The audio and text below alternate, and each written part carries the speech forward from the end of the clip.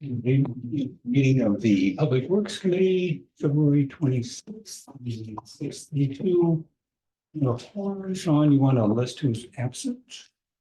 Well, I'll say who's here. Who's So here? That's Vice fine. Chair Knorr is here, Alder Haniro, Carrie Schuffner, and Alder Otis. So we do have a quorum of 4 members. Okay. So first item on the agenda, minutes of the 2/12 meeting. Any comments?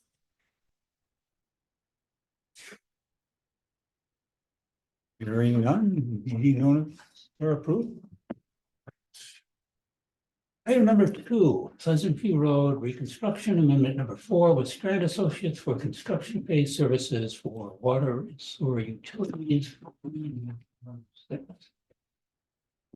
Yeah, this is really just extending a deadline. It doesn't have any financial impact. It's just we expected utilities to have been completed last calendar year, and instead they're gonna have to pick up in spring and finish things up. So Strand's just modifying the contract for that. With no additional cost. No cost.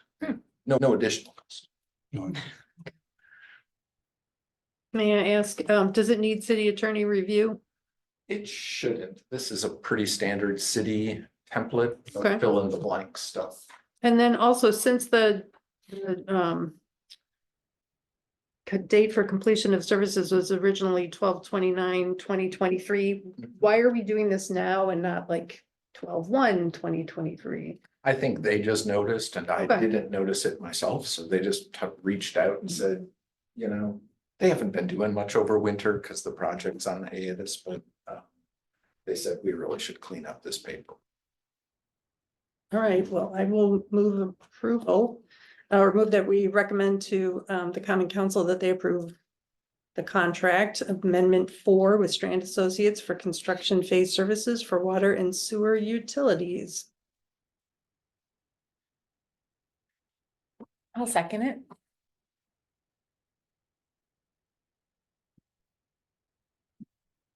Okay, any further discussion? All in favor, say aye. Aye. Opposed? Unanimous. All right, item number 3, concrete repair project award bid 24-101. This is an annual project, mostly for sidewalk work, and Tom Weber, one of our engineering techs, heads this up. So he bids this out for concrete flat work. He runs a separate contract for mud jacking and saw cutting of deficiencies. But he always makes an estimate of what those contract values will be and takes it off our overall budget so that we don't end up in this project exceeding the budget. We're comfortably within with this bid. The company we've been working with the past few years did submit a bid, but they weren't the low bidder this year. So the recommendation is for BMD Concrete Innovations. Who did it last year? JB Johnson. Have we ever worked with BMD We Concrete have Innovations? not. Okay. I'm sure you checked references, etc. He said he did. I didn't. Have we ever had issues with, like, I don't know, using different suppliers, or, I mean, you check references and, They pretty much use local ready mix. It's just the labor and the equipment is different. Okay. You know, and so we have had issues in the past. The degree of yards that get rutted up, you know, and Tom's been pretty good about getting on people about stuff like that, but that's been sort of the number one complaint is sure they're fixing the sidewalk and they're wrecking our terrace.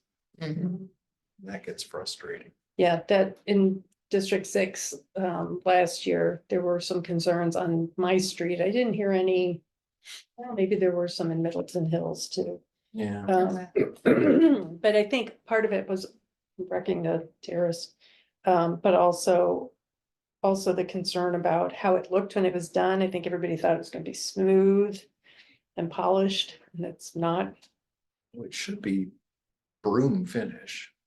Right, but I mean, there are like grooves in the pavement. Oh. I'll take Yeah, a picture that's and not show quite you. right. I'll show you. Okay. And then they also left a pile of gravel at the end of, we have a kind of a fake cul-de-sac on my street. There was a big pile of gravel sitting there for a good long time. So, Mhm. and trucks parked on our street. Like, but yeah, it was all explained to me, but I will let the folks in the other part of my district that are going to have the service done this year, note that it's a different person. Do we need city attorney review for this? These should be our contract forms again. Okay, I mean, so we will get certainly it. doesn't hurt. He reviews the council packets anyway. Okay, so will we get, will council and finance before them get the actual contract? Typically not. So actually, yeah, so if you want to add city attorney review, that'd be fine. It's all our normal folks. And then one thing we're doing now on council is not specifying an amount not to exceed unless it's necessary to do so. Is this the type of contract where it's necessary to do so? No, It's not. it really isn't. We're not bumping into a financial cap with this amount. Okay. So if we need an extra piece of sidewalk done, we probably would just do it anyway. Is that just unneeded information at council? Yeah. Or is it just so it's, Yep. Yeah. Because it's kind of something that's become a practice here, but not elsewhere, and it's. Yeah, that used to be a big thing and it took a while to beat it into our heads that we needed to write this magic phrase, so. But they so now can't- you can beat it back. Yeah, I mean, or we, in order to go above whatever the approved contract is. We have to we come back. Yeah, I have to go back to council anyways. It's unnecessary. Yeah. And then it leads, it's one more opportunity for there to be a mistake in something. Yes, So. yeah. That makes sense. So we can say in the amount of, instead of not to exceed, what it be, because that's their bid anyway. Or you Okay. can even leave it out. I would, You're I would saying? leave it out. Mhm. The amount? Yeah, Oh, I think Bill really wants to. No, see you that. gotta have an amount in there, okay. otherwise it's priceless. Go on forever. Well, that's why I was asking if we're gonna see a contract. Because if the contract has it written into it, that's the amount, and they can't come, they need an amendment to the contract. Yeah, we do change orders if we exceed this.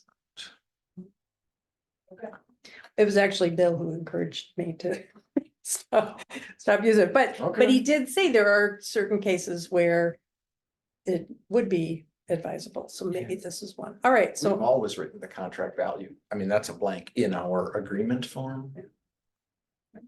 well, I will move that we recommend to the Finance Committee and the Common Council award of a construction contract to BMD Concrete Innovations in the amount of $87,861.85. Focus a second.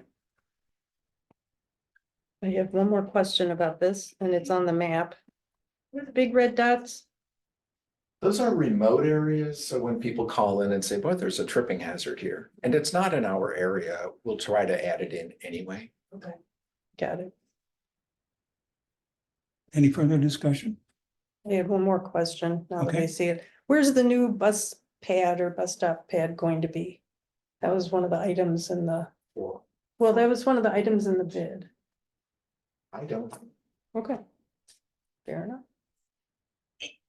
Yeah, maybe. Do you know from Head Bike Transit? I don't know.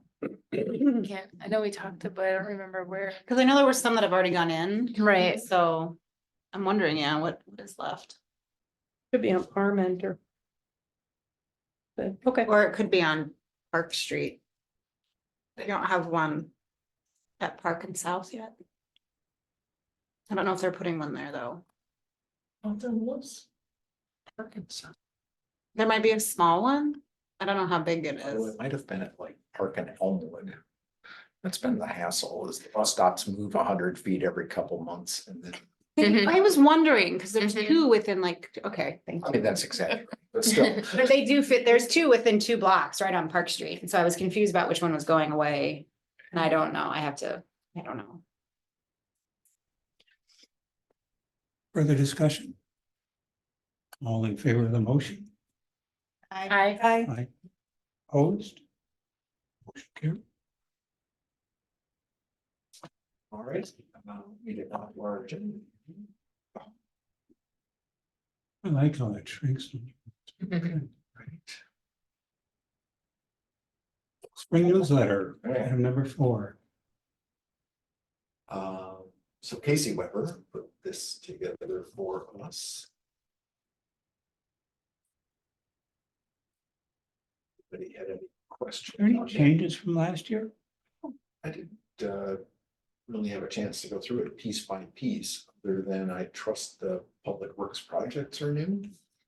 I clicked on the link in the text, not that link, but the one in the text, and it That's took me further to a down. 2022 page. Yikes. This,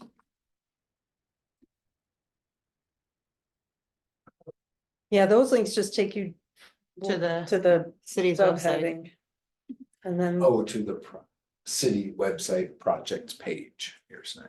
right, if you click on that link, like the So first that's one was a the- bookmark to this section. Yeah. that And just now got- that's a link to the city website, and it says, on this page are listed the major public works projects the city's undertaking in 2022. So maybe, Huh. I was gonna ask, when is this Okay. newsletter going out, because maybe this page is on the list to update. I'd have to check. Sean Ellsworth typically does that. Yeah, because And like I the don't- Middleton Springs Drive reconstruction is on there. And Yeah, we already did. Elmwood Avenue Street. So either it's the wrong link or the page hasn't been updated. I'm guessing it's the latter. And- Yeah, And this does look like a pretty generic right. URL. Right, there's no data, because that's what I thought too, maybe it's still, maybe there's a 22 page and a 24 page. Right. Well, I think actually Sean's been trying to get all of the project stuff on GIS instead of the page Hmm, that would be good. to be a little bit more one-stop shopping. Mhm. But let me check with him on that. Okay. Are we just throwing out suggestions, corrections, whatever? Okay, on page 14 of the packet. The report of concern, so is there a preference for using the online submission as an option?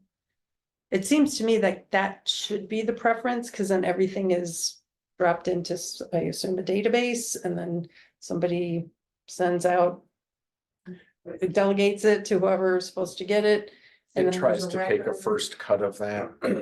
Yeah, so, and it's not urgent to change it now, but I think in gradually, the shift should be from, you can do it this way, or you can call Public Yeah. Works to, this is the way to report it. Those who, don't have computer access or whatever, internet access, may, also call Public Works Department. Okay. There are those, believe it or not, that don't have Right, computer access. sure, or- right. So, they would want the phone number. That's the thing, and I suspect most people just do whatever they want anyway, but we can. That's try to true, de-emphasize it. Yeah, I just think it's a good practice, and throughout, there are places where the first suggestion is call us, or you could use the website, and maybe for that particular type of concern, it's preferable to get the phone call, but I just feel like the more we can use, it's in our strategic plan to use technology to, and even though phone is technology, I think the new, or the more integrated report of concern module is good to use. Yeah, I would agree, because if it goes to the general number, it's almost certainly at the wrong place. And right, and then they have to go to different, just be passed along. And this part right here, it says called during business hours. Is that necessary? We wouldn't have to, but if anybody needs a clarifying question, Yeah.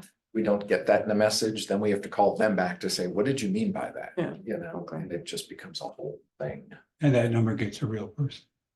This number does Okay. go to a person. Okay, That might be the way to phrase it, or to speak to a person, to report your concern to a person. Do it Okay. by calling. then they will never use the website. I was gonna say, because that may, because then it's a someone- very high priority. Yeah. Yeah. I talked- That mean a person's not checking my turn that I come up?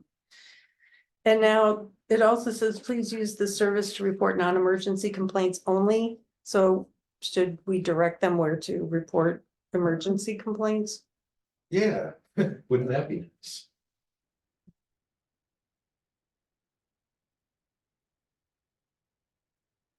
I do wonder. Maybe Lisa, what you're suggesting about to talk to a person, maybe we shouldn't do that because the reporter concern. Someone might follow up, right? I mean, I know it's Yeah. not like a live person, but I do wonder if, That's the, yeah, you know what I mean? Like, if someone would be like, oh, well, I don't want to use that because, I'd rather talk to a, yeah, that's a good point. So leave the reference to a person off. I think so. That's what I was saying. They're never gonna use the website. Yeah, In which case, I guess we don't have to care about business hours. They can leave a message if they want to. yeah. Yeah. You could just leave the whole thing off, yeah, although, I mean, it's. Yeah, and I guess it implies that if you call after 4. I don't know, yeah. Doesn't, I think leave it there. Say they call outside of business hours, they'll just complain. Why call them? right, Nobody was there. that's true, yeah, So state business hours, I think that's, yeah, and then don't call business hours or do you know you're gonna get a voicemail.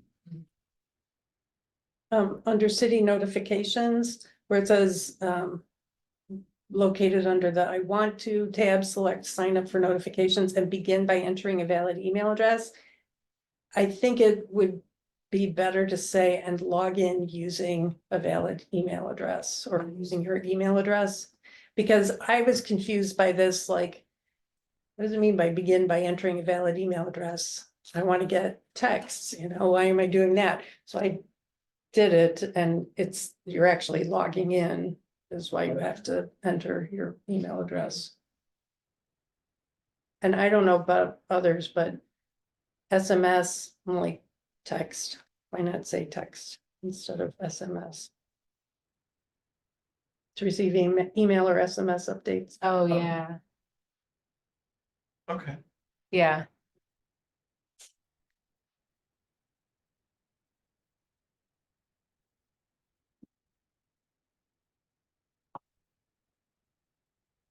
See, these are all problems I don't have without the cell phone.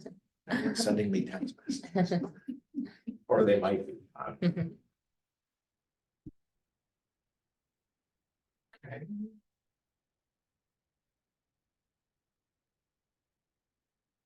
The next comments I had are on the brush collection part, but I already covered the major projects. So, oh, I had a question for you, Sean. There's a ton of brush piling up all over the conservancy. Does Public Works help with that, or is that totally on the Friends? There was a notice they were gonna burn it. I don't think they can burn this brush. It's like in the woods. Oh, It's been building up. It just seems like a lot of fuel and so I didn't know if our Public Works Department, I can contact the Friends and ask. Used to be on the eastern part of the trail, but now I'm seeing it even on the west. Yeah, to get to the chippers, they'd almost have to get it out to a road. Yeah. Yeah. So, And also, I wonder if somewhere in here we can emphasize that you should only be putting your brush on your own property. And maybe even add something about the illegality of dumping brush and leaves and stuff on someone else's land or city property, Yeah. or on city property. Yeah. city property, you should. Last time we went through that and decided we wanted to say in front of your home, because that was better understood than. That, okay, property. that is good. Why didn't I see that in what I was looking at? Maybe I clicked on something. Maybe underline that. Yeah, I still have people putting it in front of the park yeah, and I have people dumping it It in, might be because they want to. I'm sure it is. yeah, no, but they shouldn't. I agree. I would underline it. Okay. And I really would add- Off of that brush. Maybe even adding, dumping on public property or any other Yeah, dumping on property other than your own is illegal or is, yeah, a violation of our code. Yeah, that'd be better, a violation of our code. Yeah, Not Mhm. illegal. Both Yeah. illegal. it is, but yeah.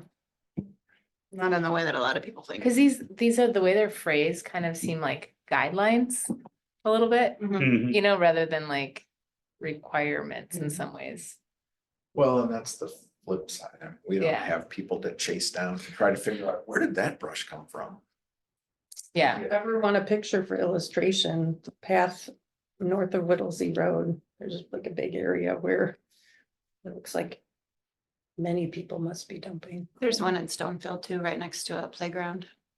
People dump their grass clippings. You know, So and the Ziegler Farm. and it gets picked up there. East Mhm. of. It doesn't. No, Okay. it just gets And kind of north like of the houses there. I know. falls, there's Yeah. more of a ravine, so it's. Yeah. It goes into the ravine. Someone's willing to go through the extra effort for that. Go, 5, 6 miles more, or go to the compost. What's down there? Mhm. Just mulch each year. Yeah, I think that would be a good dish. So like maybe like in that same bullet point, you're Yeah. saying, yeah. But And then- I was gonna say, is April 1st, is that a Monday? Just wanted to check to make sure it's not a Saturday or something. I think it's just like a calendar day, It's Monday. Okay. but it changes every year, obviously, Yeah. right? We just keep it, isn't it always April 1st? Our policy is to go April through, oh, Right. I'm sorry. Oh, yeah, April through October. Okay. Yeah. We might in the future think about if we end up with winters like we have right now. If that needs to be revisited. I've had a couple calls from people in our neighborhood about brush piling up on the curb because the storms that have come through, I mean, they did do pickup, they didn't come do sticks. Yeah. You know, they've done that, but at the same, I had a call from even prior to that pickup. That there was some late winter clean out that somebody had done and it had been piling up. the curb. I'm like, well, Yeah. the city's not gonna come pick it up. It's up to that neighbor to go dispose of it themselves, but Yeah, we sometimes get those calls. Yeah. "Oh, I didn't quite make it in time, but I already set it out. Yeah. If you put it in your backyard, it'll still be there. right. Pull out that tarp, take it in the bag, pull it out later.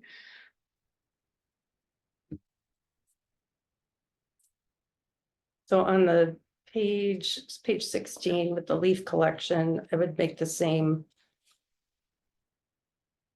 edits.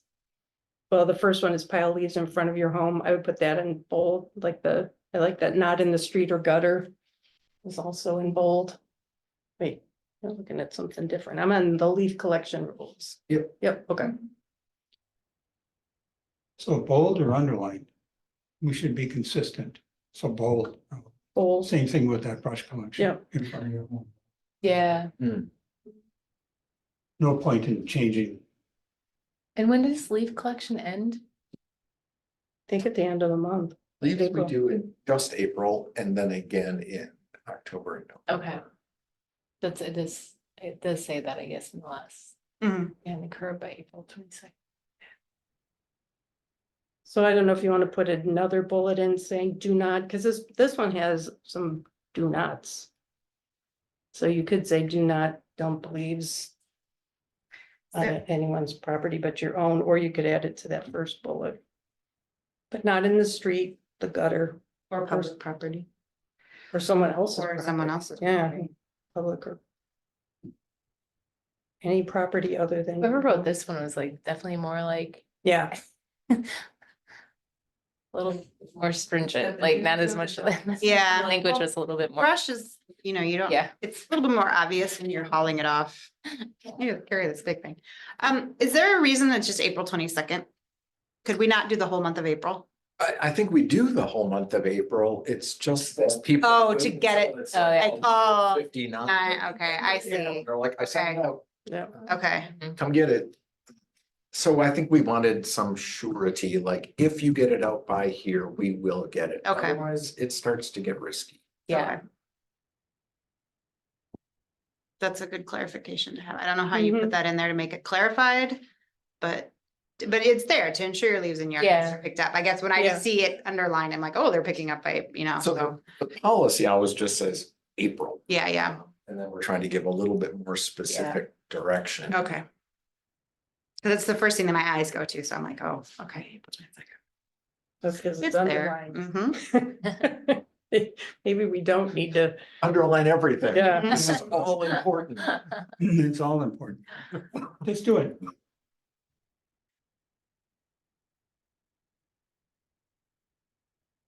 I don't know when the compost pilot is going to be available. I know there's the Middleton's in on the Dane County grant. I'm thinking probably not timely for this, but maybe the fall newsletter. Yeah, I gotta believe if it was gonna be available for this spring, we have known about it. Yeah. On the recycling, page 17. It says, there's a paragraph at the top that says, if you are not recycling these items, please contact Pelletieri. And then the next paragraph says, at the end, please contact us for alternative disposal options. And I'm not sure if that is, who's us? Is that the city? Is that Pelletieri? And we lifted that off of their website or something? Yeah, no, I think this was written by a city person thinking us is the Is city. the city? Okay, So, I think I might change it to city. Probably, would it even be Public Works, like that same phone number? Or even How about the can recycling just- center number? recycle the link of the city. Oh, okay, yeah, Oh, okay. For that matter. Yeah, yeah, that's good. And then under the recycling center. The last paragraph, it talks about for specific information about items that will be collected and fees for recycling if applicable. That is available on the city's, on the recycling center's website. So I think I would suggest that they visit the recycling center website or call this number ahead of time. Yeah. Also, that link or that underlined Middleton Recycling Center. Yeah. So yours is showing a link. Should go there. Mine is not showing a link. Hmm. That is really weird. Or maybe it's theirs. It's like I have to get right underneath it where it's the others just pop up. I wonder if it's under one letter. Could that be possible? Oh, well, it could just be me. Mine works on the whole thing. All right, yeah, mine works on the next one, but Hmm. for this one, You both, yeah. now it's popping up. Okay, so never mind that. Also, I know this isn't on Public Works, I don't think, but the recycling guide needs to be updated. It says it was updated in 2023, maybe? But it Okay. still mentions the Earth Machine composting bin available at a discount from Dane County, and I looked on their website and it's not. Yeah. And it also says to remove lids from bottles and jars, but the video that we recommend on the Pelletieri page says otherwise, so that might be something to pass on to sustainability, Yeah, because I they're, think Kelly's been working on Yeah. that kind of thing sporadic. Yeah. Do you have a way to just provide that I can- to her in yep. writing? I'll let her know. Right. It used to be, I didn't note the page length, but it used to be something like a 45-page guide. And I was like, Yeah. "There's no way. No looking, I mean, that was just too much. No, but it's a handy reference if you're like, oh, I It got is. carpeting, now what do I do? But not if it contradicts what Pelletieri is telling us, Yeah. you know. Mhm. Under oil, is dropping oil off after hours considered illegal dumping? Not that I'm aware of. I think that's always been open all the time. That's what I thought, but The problem we've been having is people are dropping off things that are not oil. oh, And that becomes a very costly problem. And in fact, it's stuff we don't even know what it is, so it becomes hazardous Mm. waste. then I think I would rephrase that second sentence, the oil drop off. So, well, actually, those two. Oil drop off site is open for public use and is under surveillance 24/7. Illegal dumping is prohibited, because I read that and I'm like, well, wait. is dropping off my oil considered illegal dumping? Yeah, I could see But it- where it might Yeah, make you think should be that. like the only thing that can be dropped off Yeah. after hours is oil. In this place. Well, and unlike the recycling center, nobody monitors it at all. It's monitored by surveillance. It's not, Yeah, there's no attendant there. So I don't know if that, I don't. And at least it is now. It didn't used to have video Mm. surveillance, which was its own problem. So we added that now, which is Are you able to see unfortunate.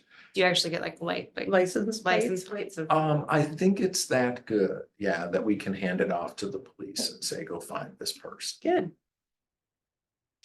Good. Cause it's crazy expensive and it's bad for our crew to have to touch. Yeah. Even things like paint.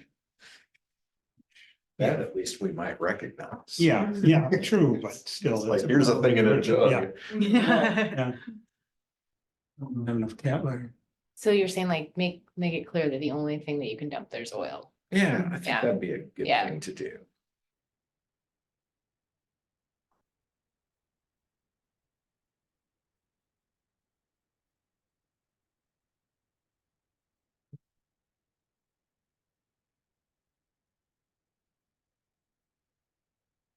The whole flushable thing. It's just so confusing. to me. Why are products allowed to be labeled flushable? So frustrating. They are not flushable. Well, They should be does called. wash, clogged you shouldn't. Yeah. Medicine that frowns on that. Yeah, MMSD has like a whole wall of shame of things that somehow got into a sewer. Oh, man. That would be. And my last comment on this is that somebody should check all the links, just to make sure. I was just thinking that too. What you think they're going Yeah, to. Casey said she had done Oh, that. that's good. So- But that So I'll have to 2022 recheck. project page needs to be. I guess it went somewhere. Yeah. She was like, done. That's true. Yeah, make sure, yeah. Right. Yeah, and when will that go out? Usually we do it after these corrections get made. That's good timing. Well, yeah, that's always been. So I mean, we want to get it done by the third week of March, for instance, Okay. because that gives people a fair heads up, like, oh yeah, it's leaf season again. Yeah, Yeah. Haven't seen anybody raking yet, which is shocking. It's Maybe- coming. It's still too damp. maybe Tear the tomorrow. It grass doesn't out. matter. They'll rake, so, You have to mow it if you tear it off. all right. All right, do you need a motion on these changes or just, Sometimes we have, sometimes we haven't. You know, if you make a motion, great, and if not, I just write in, consensus of the committee is to make these edits prior to publishing. let's go with the consensus. Yeah. Yeah. Committee. Okay. You- Official motion for that. Right. I've been remiss. We have 1, 2, 3 guests and I'm not sure why they're. We just need to find out. The three of us are members of a traffic calming committee Okay. that has been meeting in the area around Old Creek Road and Pheasant Branch Road. And so we were intrigued by the next item on the agenda, the next 2 items on the agenda. Okay, which will determine how we actually take care of those or what the process should be. Okay. Right, since we're already, a lot of the way through our process, we're hoping that, we're not gonna have to start over or anything. All right. Yes. Policy and process for traffic control requests. Exactly. One thing is that. In my opinion, can I give my opinion? We're here now. We had this to be added to the agenda for this, I don't know, some upcoming meeting, this group, as Mhm. well as the gentleman on Frank Lloyd Wright. First of all, both cases. We damn near have a quorum on this committee for those areas, which to me just smacks as a bad thing. I'm not sure what you mean. You, Because you- me, and Brian, who's not here tonight, we all live You're a District 6. Okay. Brian and I are Middleton Hills. And to discuss a specific item sort of says, gee, city, too bad you don't have anybody on the committee. So therefore, we're not going to address your specific thing because nobody on the committee suggested it, which to me is also a bad thing. And I honestly feel that before we see it, it should go through Sean's staff to look at the regulations as to when those items would be required via traffic analysis, accident analysis, et cetera. Before it ever comes to this committee, because this committee is going to have to act on something. And frankly, let's take Frank Lloyd Wright. Let's put in, I don't know, 5 speed bumps, just giggles. So it's $150,000. And I don't think finance can come up with that money. Agreed. And I appreciate your concern, but this is, both of these items 5 and 6 are general. Correct. The discussion is about what's the first of all, what Sean's included all the policies, which are helpful to see. But both Alder Wokus and I expressed interest in learning what we should do when we get requests like the one for Frank Lloyd Wright, or if we have a neighborhood group that's already applied, submitted an application for a neighborhood traffic management plan. What is the process for following up, whether it's, the Public Works investigates, does their engineering study, decides it doesn't warrant action, or it does, when do we hand it off? And to whom do we hand it off? And what can we tell our constituents? That's basically Yeah. what my interest is in these 2 sessions, because I do get requests like the one you noted, Don. And I want to make sure there's some follow-up, but I also know that I'm not the person to follow up. As for the concern about having representatives of certain districts on the Public Works Committee and then not from other districts, I would say, and one of my questions is, how are these projects prioritized? Because if someone goes through the trouble of doing the neighborhood traffic management plan, which these folks have, it seems to me they should be on the same path as every other neighborhood traffic management plan that's been submitted by a neighborhood somewhere in the city. They should be ranked with that grouping. And then something like the Frank Lloyd Wright request, perhaps the policy is to really go forward with this, you need to do a neighborhood traffic management plan and get buy-in from the neighbors. That's why we go to Public Works. Because we, as a committee, before we even see something like that, there should be a Public Works evaluation of that particular request. And it's easy to do. I mean, I've given Sean several requests and he's always gotten back to me. Not just specifically because I've done it, but he knows I represent the board at Middleton Hills. So that is something that really, from an individual standpoint, shouldn't really come to this committee for evaluation. It should be to him first to evaluate it. And then it would come to this committee, hey, we need to talk about this and how do we fund this? Mhm. I agree. Okay. Okay. So 2 things we're talking about tonight. One is traffic control, the other is traffic calming. And I always like to make really clear when I'm chatting with folks that these are 2 completely different.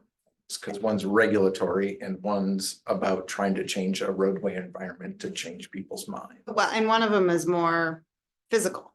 One is, right, Yeah. isn't the traffic calming is more like speed bumps and Yeah. pedestrian islands and that kind of. Control is signals, stop signs, things like that. I mean, you could do Frank Lloyd Wright with 6 stop signs. Some more infrastructure. Right, so, Versus something. but one of the issues in my district is, for instance, some streets are coming up for reconstruction and it wasn't until we went through finance and it got approved and they were like, oh, if you're gonna do our road this year, we want to make some changes. Mm. And they're already behind the ball because they haven't, you guys know how long it takes to like sort of put these in. And so they're asking, what can we do before this happens? And I'm like, well, there's this whole process you have to go through. And they're like, So- Number 6. so there's sort of, Traffic. right, but I'm just saying like, as far as the timing of when things happen Mhm. and who to go to with it. Yeah. It really just depends on the, I mean, there's so many different moving pieces. That's why it's so I do complicated. not disagree. And we built this system. You're right, right.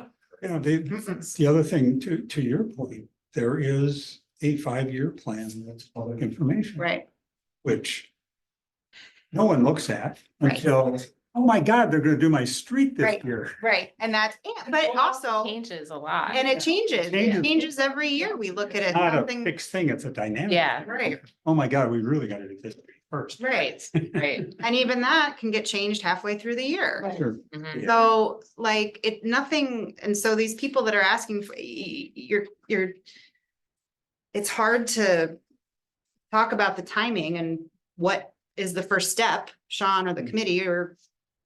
Starting your own committee to bring to, you know, like what do you, where do you start to even decide what you need to do? Sure. So if we can. Yeah, I'll start with boring you all on traffic control. It's by far the easier of the 2 topics, right? Because there are national standards for what we should consider before we do something like put in a traffic signal or a stop sign or even a yield sign. Or where to paint what color of lines. So while we wrote some policies about all of those things, they're based on national standards. That doesn't mean the city council doesn't have the authority to go beyond that. It just means that one of my duties as the city engineer is to advise the council on what would be recommended, what would be warranted by the national standards. So we do have some stop signs in the city that are not warranted. Usually then when my phone rings and someone says, oh, no one's stopping here, I verbally shrug and say, I don't have anything to do about that. We can, it's there, we could take it back out. Those are our options at that. You know, but at least it's good to walk into these things knowing full well whether it's warranted or not. And they tend to be pretty, you know, black and white, clear line issues. So just to start with the easier one, I don't know if there are any questions about our policy, but the process overall is whether someone contacts an older contacts me directly, it ends up on my desk anyway. One of the issues I've faced with is I have to try to figure out quickly if it's something that seems really significant or can wait, because prioritizing things is just a fact of life now. So I have half a dozen of these studies that are just pending time. Right. There are others that seem like, oh, there's, you know, in a quick look, there's a valid point here and we got to get on this, even if it means dropping something else. That all kind of happens at the staff level and it's invisible to Public Works Committee. It's probably invisible to the council. You don't often hear about these things until I bring it to you and say, I think we should change the ordinance. And here's why. Right? If it's just sitting on my desk on a back burner, it's just waiting for a study to get a report to get here. You know, and I know that frustrates citizens that are like, I sent you an email 6 months ago and you've done nothing, which is true. One of the first things I try to look at is crash reports. What's happening?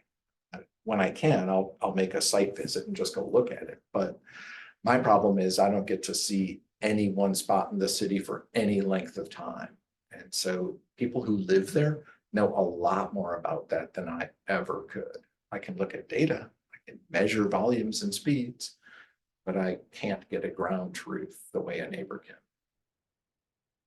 And so for the most part, all of our traffic control things are built on data, things I can measure.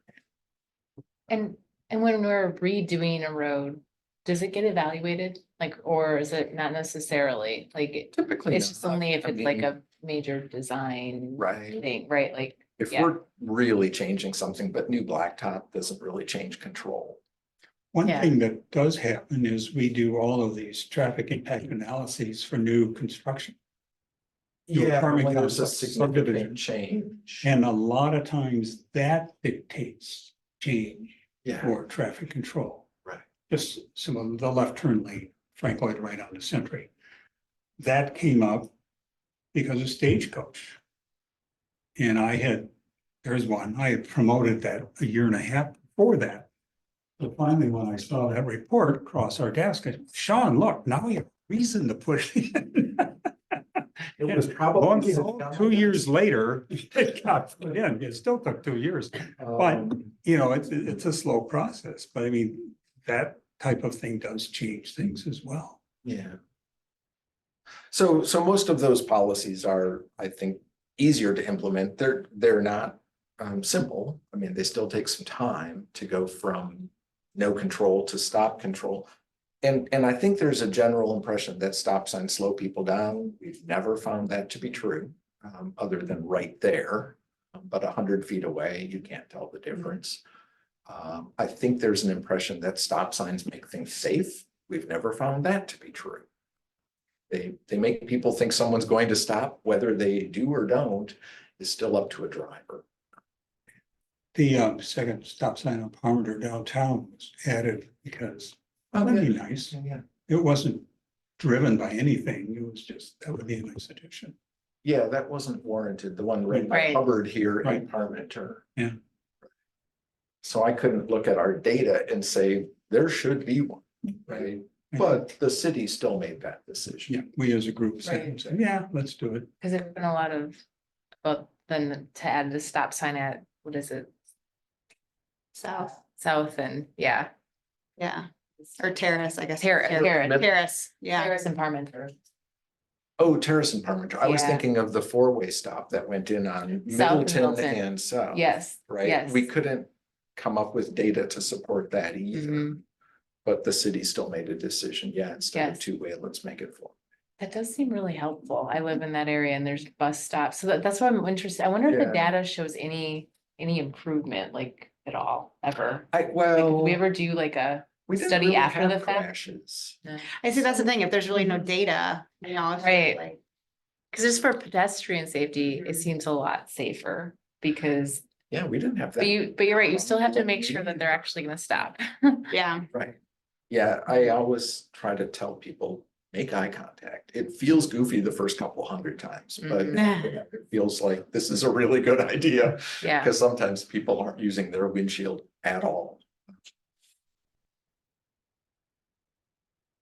So anyway, I don't know if there are any questions about any of those policy kind of things, but again, the process pretty much funnels to me however it gets there. If it's an email, if it's a phone call, if it comes from an alder or committee member. Now the new city email system goes to the general, Oh, I'll report a yeah, concern. those come to me too. yeah, they will, yeah, there's another one, another method. So. And the only reason it comes to me is I need to collect background data before we really can make a reasonable recommendation. And then if the city wants to do something different, fine. I don't have any problem with that at all. So Sean, is it reasonable? Is 6 months approximately how long it might take? And I know depends on what else is going on, but for the situation, like you said, where people are, I emailed you 6 months ago and I haven't heard anything back. Yeah. If I were to say, Sean is your point of contact on, best thing to do is contact Sean with this request. Can I tell him it might take 6 months? It might take longer. Might take longer. Okay. I have so many things coming up not getting done. Yep. That might just be one of them. And again, that's frustrating to you. That's frustrating to Well, me. But it's better to be able to tell people that is the case, Yeah. so that they don't have the expectation that. I don't mind telling them I'll look into it, and if it's an actual known serious problem, we're gonna get on it, but if it's a boy, I want that because I saw somebody drive through there too fast one time. Mhm. It's probably gonna sit on my desk. I noticed that all the policies but one, well, actually, they all seem to predate the adoption of the complete streets policy. Oh, yeah. I think only placement and configuration of sidewalks is less than 10 years or more old. So I just wondered how often is it recommended to revisit these policies? I don't know, I think I've updated some of this stuff based on MUTCD updates, but they don't update very often either. And even when they do, it's nibbling at the edges. It's not like we're changing this rule, from 70% to 80% or something. They don't tend to move those targets very much. Well, because some of them seem to be like, some of the statements just seem to be not very pedestrian friendly. Like a common part of the problem with misuse of pedestrian signals stems from the fact that many walkers do not know that the walk display is intentionally displayed for a duration of time that is insufficient for the average person to completely cross the street. I was like, huh? Yeah, Or I don't remember where that was, but I vaguely recall what you're reading Yeah. there. that was on page, So it's saying by design, it's too short. it's too short, but I'm 'Cause sure the it walk means. symbol means start It walking means it's- across the street. yeah. Once it starts flashing, you shouldn't start walking across the street. You should Yeah. finish walking Yeah. across the Run. street. Right. Yeah, so some people make those decisions, and especially with the prevalence of countdown timers now. Sometimes able-bodied people look at it and go like, oh, there's 5 seconds left. I'm gonna go for it. My kids have done that. They can make that decision. Yeah, yeah. I have a question, Sean, if you have like a blind driveway ahead sign, is that traffic control then? No, it's warning, It's a warning, okay. but not regulatory. Nobody's required to do anything with that information. It's like a yellow sign or orange sign. Any of those, yellow signs are just- diamond Yeah, kinds of yeah, it's there. things. It's to inform a driver of something that they couldn't reasonably otherwise know. On page 30. This one, it says mid-block crosswalks will be provided only in locations with sufficient sight distance for pedestrians to identify approaching vehicles and cross the street safely. And that seems like it should, some of the onus should be on the cars too, because if the pedestrian is in the crosswalk safely, the cars. It's a mutually beneficial relationship to be able to see each other. I'm just saying It it, is. they seem written, it seems written at a time when pedestrian safety was maybe an afterthought. Or at least Well, it's not all as- part of pedestrian safety. So I think the intention here was we didn't want to put pedestrians in a position where they couldn't reasonably see if a Mhm, vehicle's sure. approaching. Because for safety's sake, it's The pedestrian, yeah. it's a really unbalanced equation from a safety perspective. If a pedestrian can't tell what they're doing and make an informed decision, they suffer huge consequences. And if a driver isn't paying attention to what they're doing, we'll get a dented fender, And so a lot of this safety stuff, we're trying to err on the side of, does a pedestrian have enough information to make a decision regardless of what the driver's doing? Because if a prudent driver's out there, right, paying attention and going, oh, there's a pedestrian, I better stop or yield or slow down or whatever, that's great. But if a driver's out there making really bad decisions, like I'm tuning the radio or answering my phone, the pedestrian won't know that. And I think that's where this stuff was coming from, is let's not even put them in that position.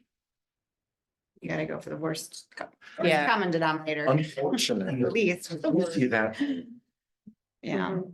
of Yeah. distracted driving by far is the biggest source of crash reports it's not even close. there was a whole article, this is somewhat pertinent, in the New York Times a little while ago about the number of fatalities from pedestrians has gone up significantly since the pandemic. because people started walking more during the pandemic. And during this time of year, when it's darker at night, the sights are bad and people are distracted. It's like this whole trifecta of things. So you gotta plan for the worst driver. Yeah, but it's right. And most of them are single vehicle crashes that I'm reading about, like, someone drove into a tree. Mhm.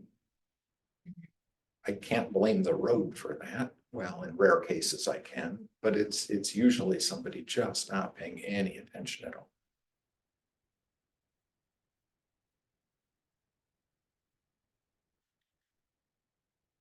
I didn't find anything on raised crosswalks. Maybe I missed it. Yeah, no, we don't have a policy. Okay. It wouldn't be regulatory, but we don't have a policy on that. Would that be considered control or calming? That would be traffic calming. Right, okay.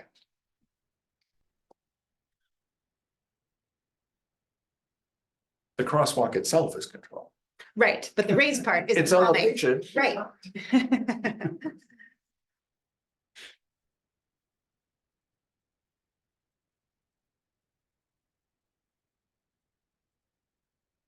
So this topic, more just for informational purposes. Yeah, I know we were interested in what policies do we have and what's our preferred process for following through on requests when they come in. Well, and I think this is Suggestion. relevant too, to a further agenda item that we have about the signage on the S curve on, it's not an S curve, my apologies.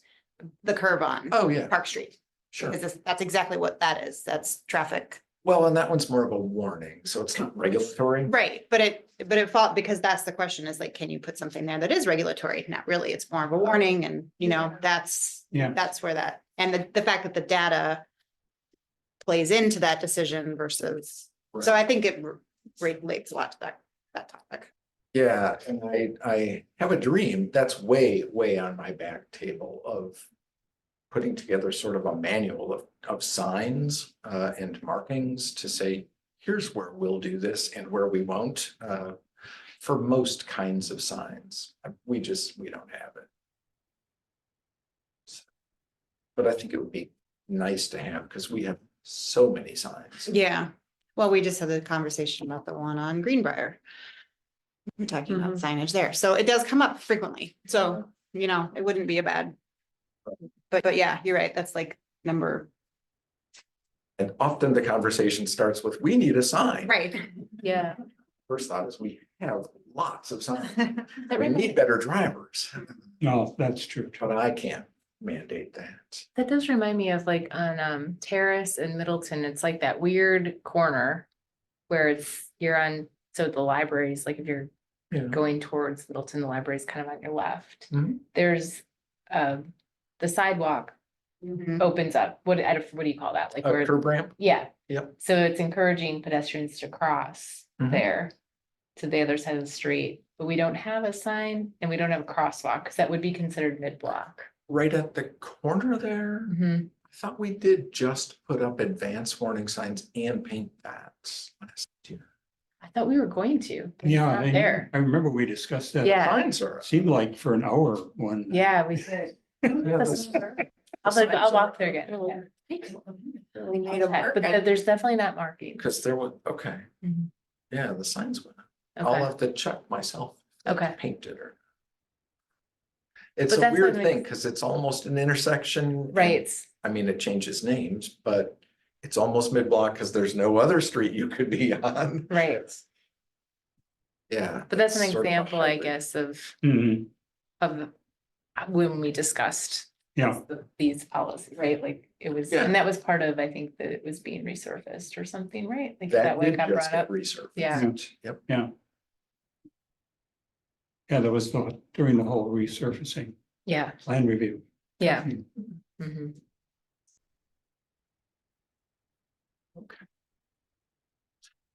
Lisa, do you have anything else? Not on the traffic control. Yeah, now we're talking about the calming.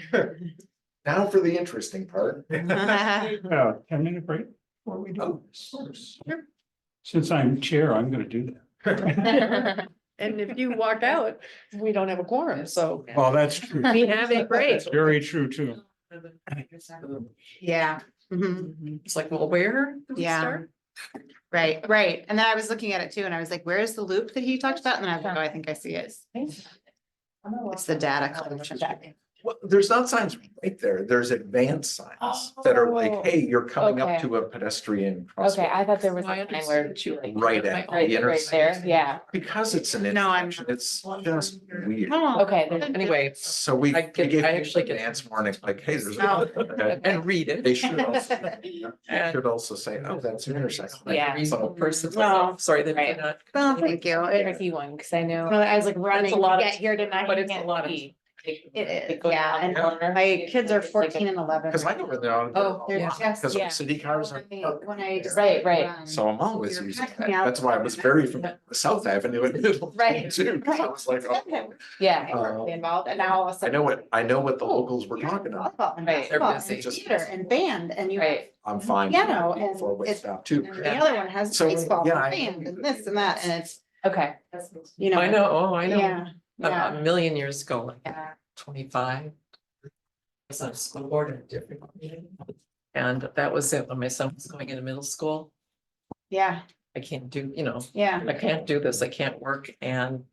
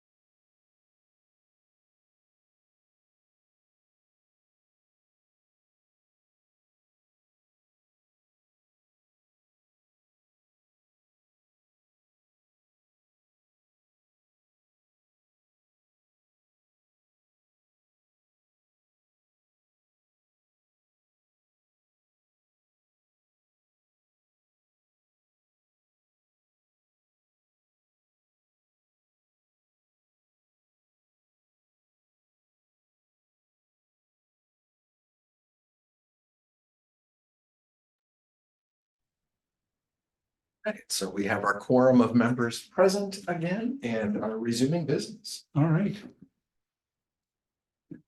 So next on our agenda was the policy and process for traffic calming requests. We only have one document. It's a little bit longer, but it also doesn't really have any bright lines to it. Again, a lot of those come straight to me. A lot of those go straight to alders. Few of them have come straight to the Public Works Committee. And while we have a process for this, we don't always follow it to the letter or to the T. Sometimes there are steps in this process. In fact, scroll down to the process. By the way, some come to neighborhood associations as well. Oh, sure. Yeah. That makes sense. A lot of white Yeah, that's paper the in thing. the system, John. It's in- yeah, it's in- And so we get a fair amount of interest. I'll say we started this, oh golly, probably in 2003 with construction of some traffic calming features in the city. We didn't have a policy. We didn't have a process. People came to the Public Works Committee. We looked into it. As I recall, we hired a consultant to look at 3 separate areas of the city, come up with some ideas and implement them. And that was it. And we got a fair amount of slings and arrows from folks who said, oh, the government crammed this down our throat. This didn't come from the neighborhood. It came from a few people. And why did you do this to us? That's really what you're looking at here. This is the city coming back and saying, that's cool. We will take one step back and let the neighborhood take ownership of these issues and the potential solutions and do all this legwork. But it's a really lengthy process, right? So regardless of how something comes to us, the city finds out about it. That's important, right? Because if it's just on Nextdoor, it is never going to get onto my radar, ever. So we figure out if it's a candidate, and we do have some criterion for that. Like I think it has to be 800 feet long. It has to be 30 miles an hour or less. It has to be local or collector, but not arterial.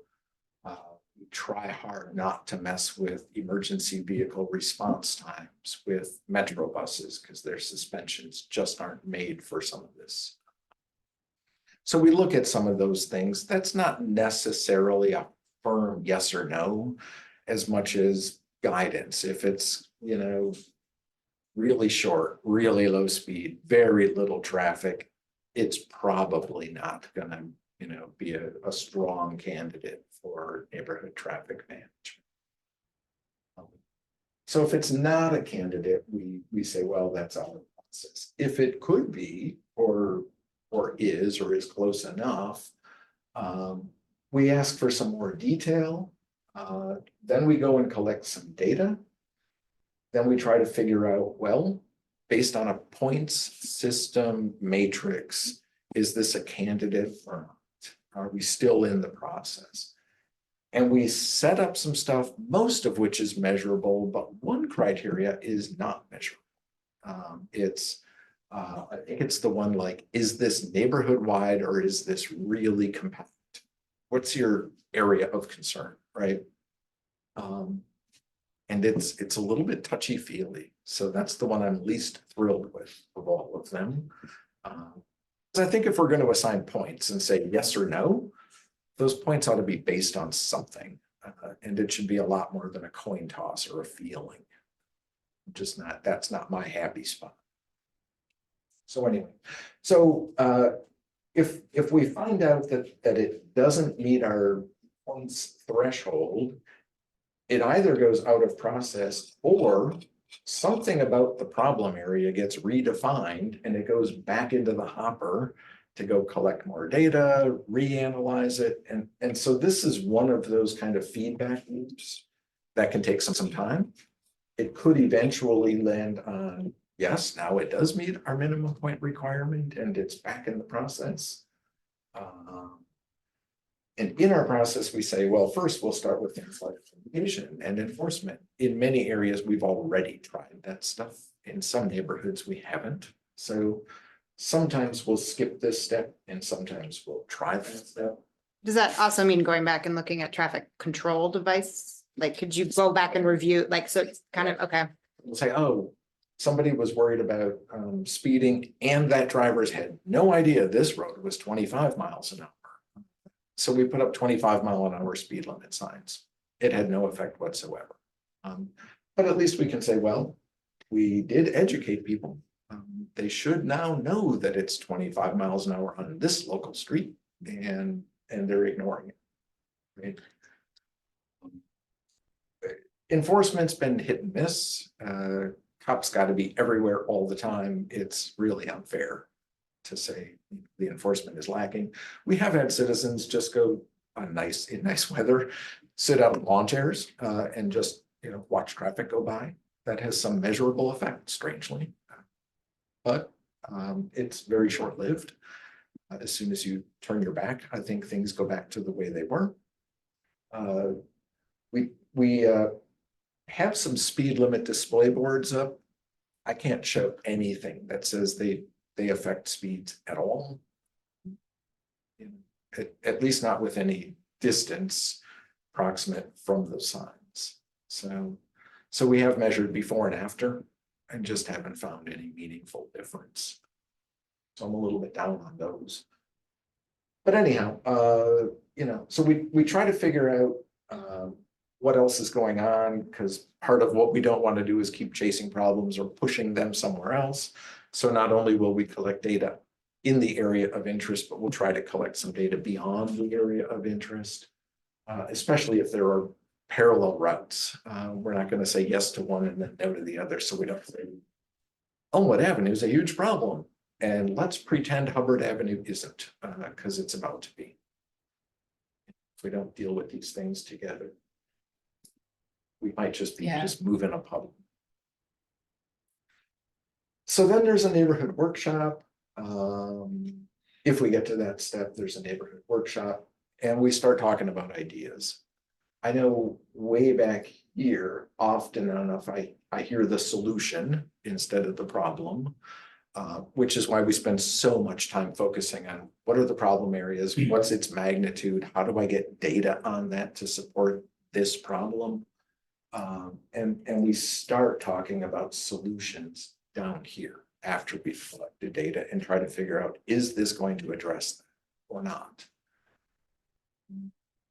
This is another one of those loop sort of areas where we, after the neighborhood workshop and the neighborhood committee decides this is what we want to pursue, right? And we're going to go get support for it and we're going to go take votes on it. We can get into that.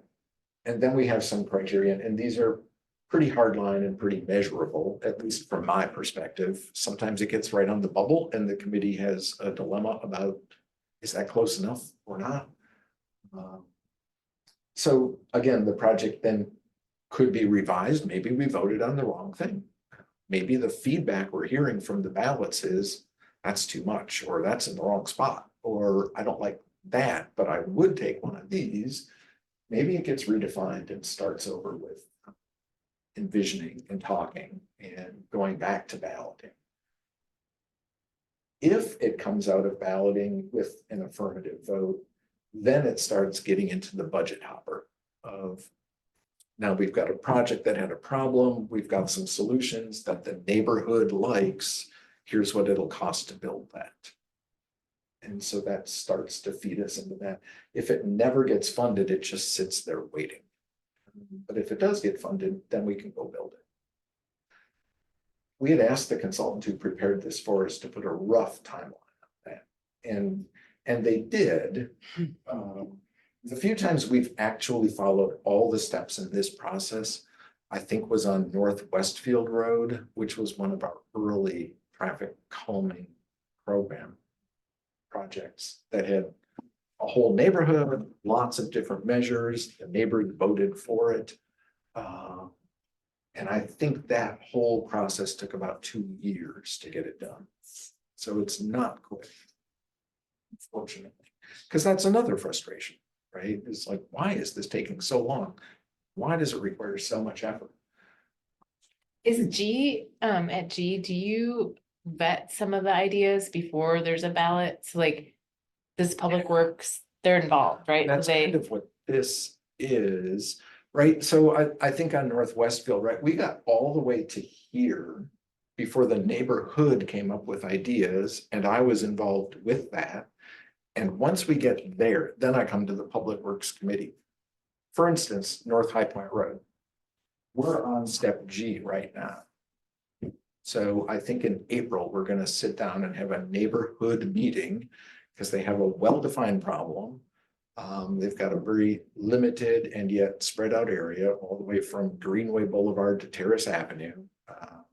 People are just flat out speeding there at almost all times of the day.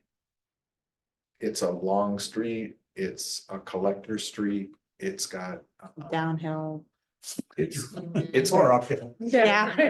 and not just speeding, because that's one of the measurements that we use, like, are people going faster than 25? Well, of course they are. And it's an alternate to Parner. But are people going faster than 35? Well, that has a significant percentage to it. And we call that excessive speeding in this program, which is a whole different scale of problem than 29 miles an hour. Because almost all of our 25 streets are actually 29. Mhm. But when a 25 street turns into 35, that's just a different scale. That's good to know, because I was worried that they would get to that point and have like these ideas that just are like.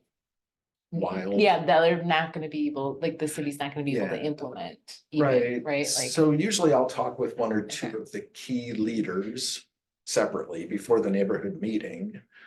Not to say what's in bounds and out of bounds, but just like, these are the kinds of things that might address this problem. Yeah. Right?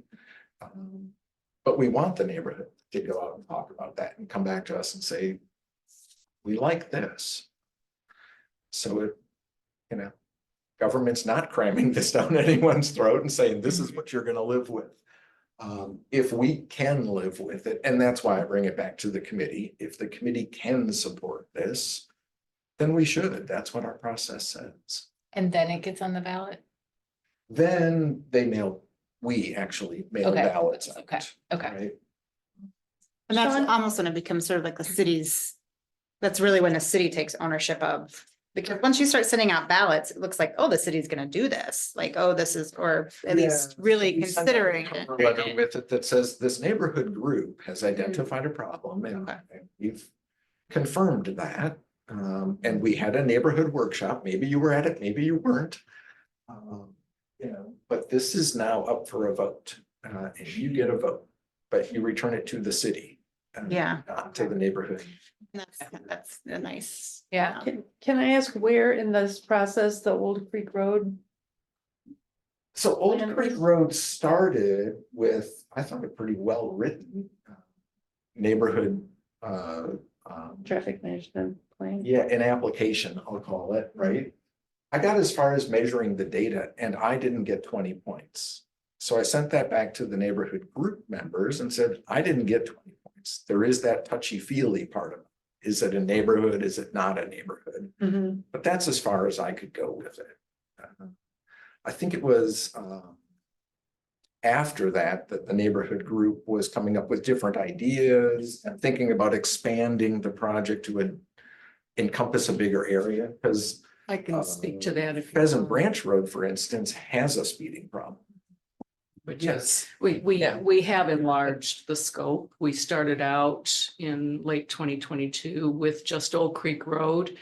And we did follow the NTMP process and we scored 16 points, not 20. We felt like the scoring was a little flawed because the traffic data collection did not include any weekend days. And we know by our own observations that due to the Conservancy, there is a lot of weekend traffic. And that was not accounted for in the data collection. So, but we thought, okay, we're not going to fight that. How else can we achieve our goals of traffic calming? So we decided to enlarge the area. And so now we have taken into consideration, not just the Old Creek residents, but also the Middleton Conservancy condos on Pheasant Branch Road, and also the Middleton Glen Retirement Community. And we held a meeting in December at Middleton Glen that was attended by, I think, 50 people maybe. And we have continued, after that, we formed a traffic calming working group composed of representatives from those 3 communities. And we've met for about 6 weeks now on a weekly basis. And we have done surveys already. So, we feel like we are getting feedback from our constituencies. But we have a process question, we've been through NTMP once. Do we need to, in effect, start over again? Because we were told by our alders, District 6 and 7 alders, that while there's another way around this, we can take it straight to Common Council, without, going through the NTMP again. So we need to know what the expectation is for our group, because we're getting to the point now where we're going to start drafting a request. And does it go to you, Sean? Does it go to our alders? Does it come to this committee? We just need to know how we need to submit it. So, and I didn't even get to the second alternate process yet, but so this is the main process of the NTMP because it's neighbor. And I think what you're describing, Steph, is this first loop of, right, is there a problem? Criteria based, 16 out of 20. So it goes into sharing those findings, and you expanded the scope of the project. So now it's a different project, and it would have to go back to collecting data. And we talked about collecting data in spring of this expanded area, because we do that in winter on account of potential plow damage to our equipment. But so we'll want to do that once we better understand kind of where this new working group ended with what is the scope of this thing. So we're measuring the right areas. And so we're kind of past E and back to D is where we are with this process. The second process that you talked about is not in a flow chart at all. It's basically that if the city's rebuilding a road, it can all by itself just decide to do traffic calming stuff. We've shied away from that for the most part because it gets us back to does the Public Works Committee, does the city council know better than the neighborhood what you want or what you need or what's appropriate? And that's a tough call to make. But I know on Elmwood Avenue, for instance, we did something of a, what do they call it? Tactical urbanism project, and just started setting cones out in a road and built a little traffic circle out there. I didn't have any process at all to it. It was just did something and then got some comments back. And it didn't really lead anywhere, I think in part because we don't have a process, but there's still a lot of interest with, what are we doing on Elmwood Avenue? And even I don't know. We have some neighbors that are interested in something. But it just sort of never gelled into, here's the area of interest and let's study this, or let's form a neighborhood work group and pin down this. Yeah, I think in that situation, they just couldn't form the group. I mean, you need some really active people that are willing to spearhead it. And I think they had a lot of interested parties. I just don't think they had a lot. And I'm not sure. I mean, I think they had some interested people. I just don't know that there was ever any sort of consensus up and down the block, besides one intersection. I also think it was Elmwood is a very long street, and you had people from all the way at the edge of Madison to downtown Middleton that were part of that conversation. So I think that was a bit of a biting off more than they could chew. But if I could just ask really quick, you said city could do traffic calming during road reconstruction? Yes. What about resurfacing? Is it Resurfacing counts too. counts too? Okay, So anytime we're doing a city project, let me. okay. look So an into- example would be, was it Mayflower or Maywood that we put in the Maywood? Actually. So like how, I don't recall how, did the neighborhood bring that to us, Sean? Or was that did. something that the committee was like worried about? It was the neighborhood. The neighborhood did, Mm. okay, and that was At research. least some representatives of the neighborhood brought it to us and said, while you're doing the project, get a speed hump in here. And there did seem to be some consensus of nearby neighbors that they were okay with that, but we didn't go through this whole process or vote or anything. We just added it. Like we talked about with Brookdale, that area around by the Yeah, school. yeah. And we ended up building a median island in Donna Drive near Yep, Or it comes out, yeah. Nightingale or whatever that is. yeah, like. It's where the One block curve down is. from Century, I know that. Right, yeah, a block down. So we built that, but not the little traffic circle at the Y intersection. People really don't know how to deal with a circle. It's not a roundabout. Well, There's that problem it too. is kind of its own hassle. So that is interesting though, that like for Maywood, we didn't follow this flow chart. Right, Right, because it was a reconstruction. But, and you said that was a citizen request, though. I don't Okay, so it was like a recall. neighborhood request that said, hey, while you're doing this, can you? and it seemed to be there was some That- consensus of it. Yeah, well, I was thinking of your situation with, is it Kenyon? Mhm. So it seems like once something is coming up in the 5-year plan, maybe the city, whether it's the alderperson or the Public Works Committee, but somebody needs to reach out to the neighborhood to say, hey, we're gonna be resurfacing or doing whatever. This is the time for you all to, if there are any traffic calming measures that you're interested in and that are Yeah, warranted, we want to have a conversation so that when you go out for bid, you already know what's gonna be. But say that they Yeah. do come back requesting. Do you have to go through getting the data process then? I mean, because Well- then you're gonna, all of a sudden, you have something in the books for this calendar year, and then now you're putting it that much further out because you have to get the data, or you want to make sure Well, that. Yeah, but Yeah. that's why for Kenyon, it seems like it's almost too late to, if the construction is gonna be done or the work's gonna be done this year, it's kind of too late to ask folks unless we're willing to postpone it a year. So it seems like a year before, when it's coming up in 2 years, it should be, I wonder You start, but then it may not get done. I mean, right? you propose it, and then there's no guarantee that it's gonna make it in the budget.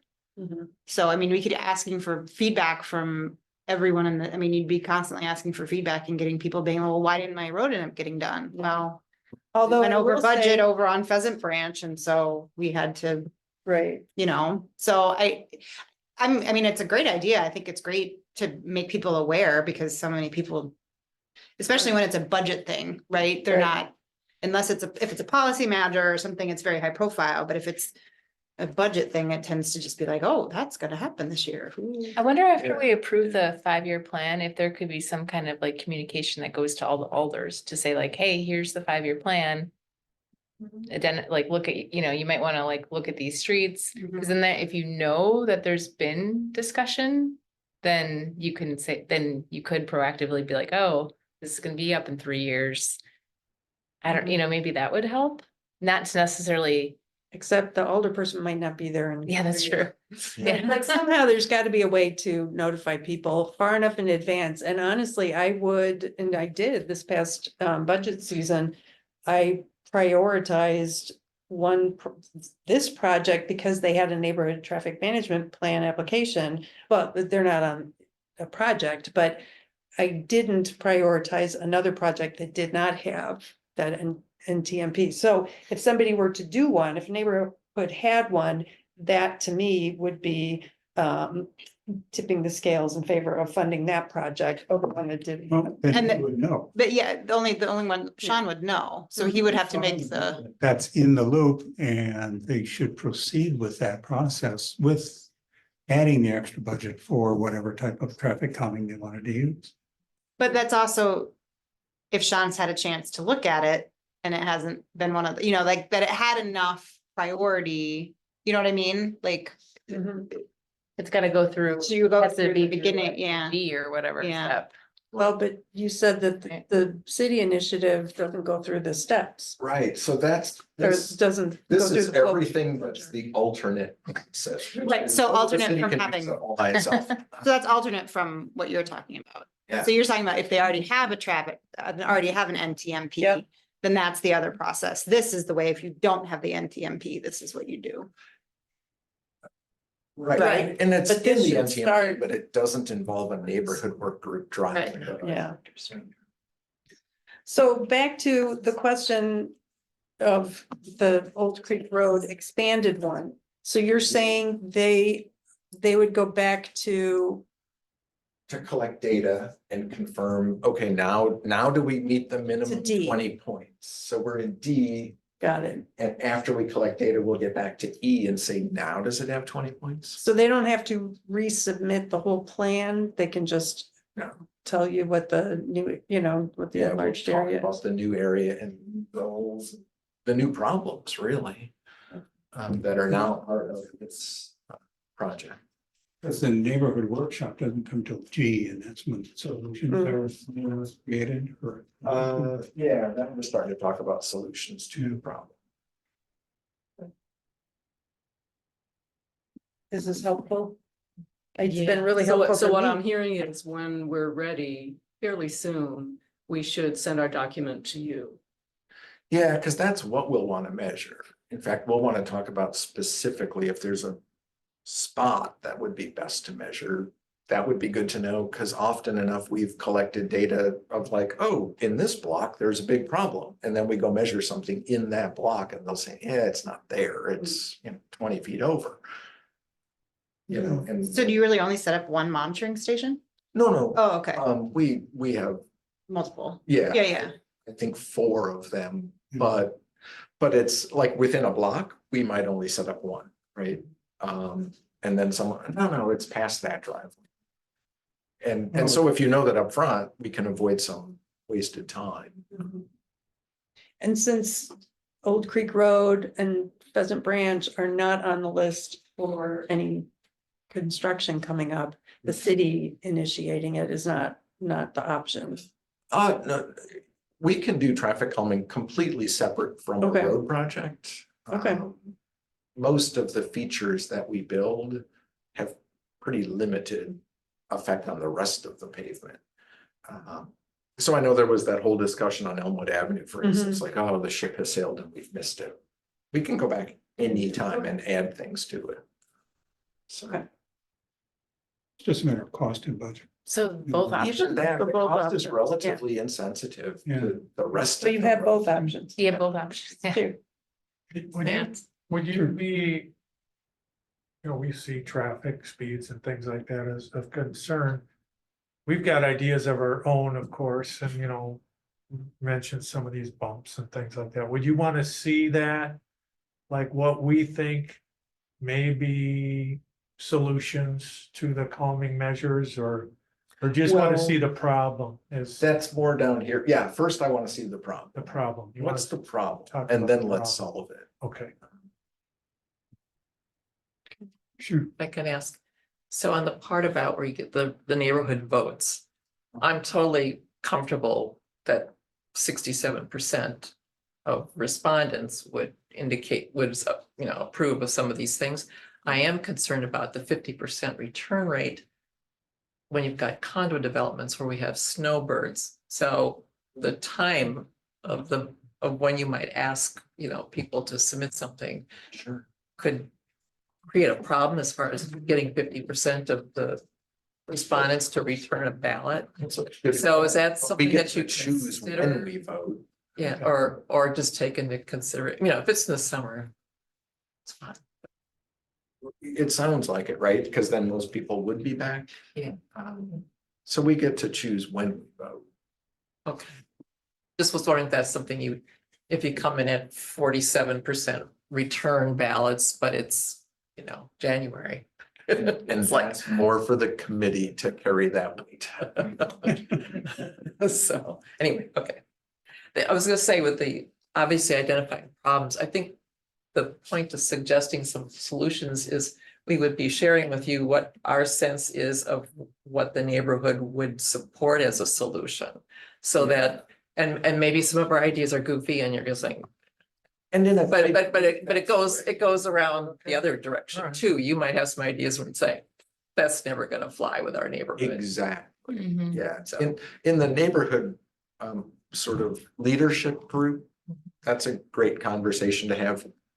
before we start sitting down with the whole neighborhood and saying, this is now open for discussion, we can have a little pre-discussion. Yeah, we're working on Yeah, we're That, just about there. Yeah.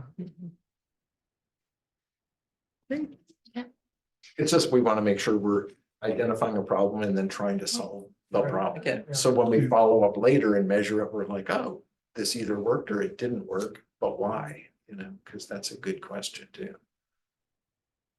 I had just two more questions, and one is on page 56, it says unimplemented projects remain on the NTMP list for 3 years. Do we have an TMP? Easy breeze. We need a better name for I this. know. Do we have such a list, I guess? is- I am not aware of one. Okay. No, I've had ideas just kind of sitting in the back shelf, but we haven't had this whole process followed through and get to, oh, it didn't get funded. Oh, okay. And then, oh, I think it's page 58. It says, in recognition of the above, the city will not consider a request for removal of a traffic calming measure within 5 years of its installation.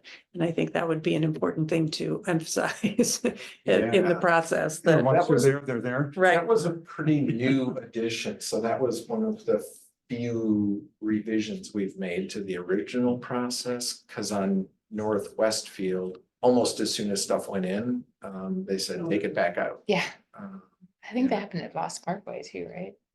That was part of that same program, Yeah. right? And then I think we wrote in here too, I thought, like, if you vote to take it out, it's staying out for a while. It's not coming back either, so we're not gonna play yo-yo with this stuff. What is it, the people that didn't vote for it, then maybe want it removed. Well, probably. Exactly. It goes to the Conservancy, Parks on Pheasant Branch will complain as opposed to the neighbors who will love it. Right, right, Uh, the 33%. well, the visitors don't vote. Visitors don't count, but I mean, they're the ones that'll call and say, hey, why'd you do this?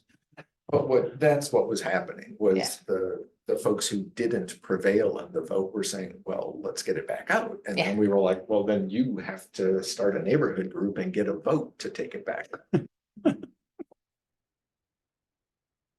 Because otherwise, there's just no end to the fun.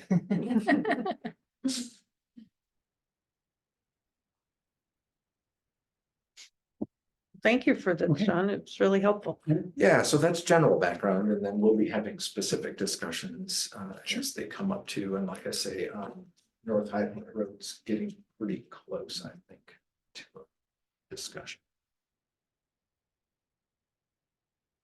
Too bad we just resurfaced on it. Well, again, I mean, if you cut some blacktop out and put some concrete. I know. I mean, it Not the end seems, of the world. it seems like a lot of this is because of like our wider streets that we have. Well, that is City, right? definitely. It does seem That's why like it. Pleasant Branch is this little itty bitty street with no curb and gutter and nothing else on the side, and yet it's a major thoroughfare. Yeah. Well, it started life with not much else there. Yeah, I so know. It was fine. And luckily, there's no alternative route for that. If you do something to calm traffic, nobody's gonna go, oh, I'm gonna go through Middleton Hills. No, they're not. It seems we have a knack for misguessing what road to build. You know, like where we build wide roads, nobody wants to park, and where we build narrow roads, lots of people want to park. Yeah, because like Kenyon and Middleton, they're wide, they're really wide. And so 'cause that's Yeah. where I live, and it's, yeah, people are speeding because it's, and you just feel like you can go faster, Mhm. right? Yeah. And same with the High Point section too. It's Yeah. almost like a 4-lane road. Right, It's really wide. right, Yeah. exactly. Maybe we just need to put bike lanes on all of them. We have bike lanes on. Don't we have it on High Point? On that God. one? I think Well, we Yeah. spent 2 hours discussing that one. So Yeah. yes, we have bike lanes there. but it's still very wide. It is still very Yeah. wide. I was like, I don't even notice them. I That's how Right, big they are. it's great. I think it was initially set up for 4 lanes and we cut it down to 2. That would make sense. Yeah, Yeah, because That's it's what wide. High Road was that way too. Yeah. That was built to be 4 lanes. Some people Really? need 4 lanes. Yeah. So it Oh. doesn't feel like that's built like 4 lanes, so. Yeah, Wow. it was, If it it's was in their built like bike lanes. 44 feet wide. just to the end of the city line though. Yeah. And then all of a sudden it goes, Once you get out of the city. yeah. All right, we ready to move on from this subject? Any other questions from our guests? The initial criteria, I missed, what was it like, so many feet and Oh, it's like 800 feet, 800 feet? local or collector. 30 miles an hour or less. And you do meet all those with those streets. I think back when it was just Old Creek, it was a little less than 800. Now Yeah, it's you like, cut us some here, slack on it's that. close enough. But Pheasant Branch is way longer. Yeah. Yes, it is. Yeah. Yeah, it's in this, should be in this process doc up here. Because we're So- going all the way up to the Frank Lloyd Wright for. Things that are eligible. Stop. Mhm. Be at least 1,000 feet. Long. Oh, 1,000.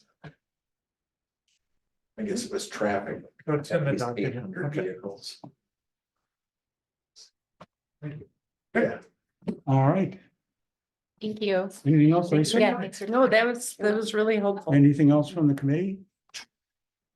All right, So we're gonna do a warning sign and circle in place. you did an excellent summary here. Yeah. Look at all these words. That means nothing's gonna change. Is that what they Well, mean? that was the recommendation I came down to. Was based on what I could find in the MUTCD, the right answer is either do nothing.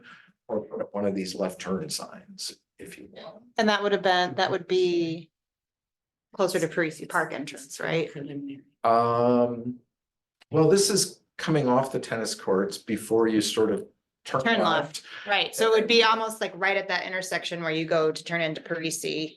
Yes, it's that left turn. Yeah. But we put warning signs ahead to give drivers a few seconds to think like, what did I just see? Pretty much where. What should I do about Yeah, I was gonna say pretty much where the other one is, Yeah. right? Well, it's the only left turn warning sign we Yeah. have in that area. Yeah. And I think that the thought was, this should either be an S curve warning sign much further back. Mhm. Or more of a left curve warning sign instead of a left turn warning sign. If we put an S curve warning sign much further back, we wouldn't be warning of the sharper of the two curves. The first one is not quite twice as big as that northerly curve. That's sharper. It still begs the question, looking at the accident reports, how do you protect people from driving too fast for conditions? Government does see that. Slippery when it snows. We don't have that sign. We That's have something my bridge freezes dad- before rest of them. The cars now tell you. I know my car tells me. Oh, Yeah. Yes. Yeah. Gotta get that car. Yeah. Mine does too. In fact, Yeah. I stopped out here in the street for some reason. Unsafe to drive. Yeah. Yeah. So anyway, do we need to take any action on this at all? If we just leave it the way Have it to, is? I landed on recommending just leaving it there because the option was taking it out. People like signs, I think. Yeah, don't take it out. Yeah. Yeah. Mhm. So I say we leave it there. But Yeah, sounds do we need a motion? We don't need a motion to leave a sign. I guess since the committee asked for a recommendation, we should have a motion and close this. Okay. We need a motion to leave a sign there as is. Anybody? Or was? I can make that motion. Oh, Okay. I didn't know if that was your motion, but yeah. Yeah, no, I can't. I'm chair. I'm not supposed to make motions. I make a lot of motions. yeah. I don't know. I can second, so. I'll second. Further discussion? All in favor? Aye. Hi. Opposed? Motion carries. And these kinds of things also often can just come to me. We don't have a written policy, but I do have the MUTCD and I can't always be very timely on these research projects either. This was 2 weeks. I'm amazed. I know, I only did it because the committee recommended it. And you know, if it Oh, was just okay. one of you saying, hey, Sean, could you look at that sign? It might be a while. Speaking of signs, wildlife. Yeah. signs. Yeah. Is that something they can include in the traffic?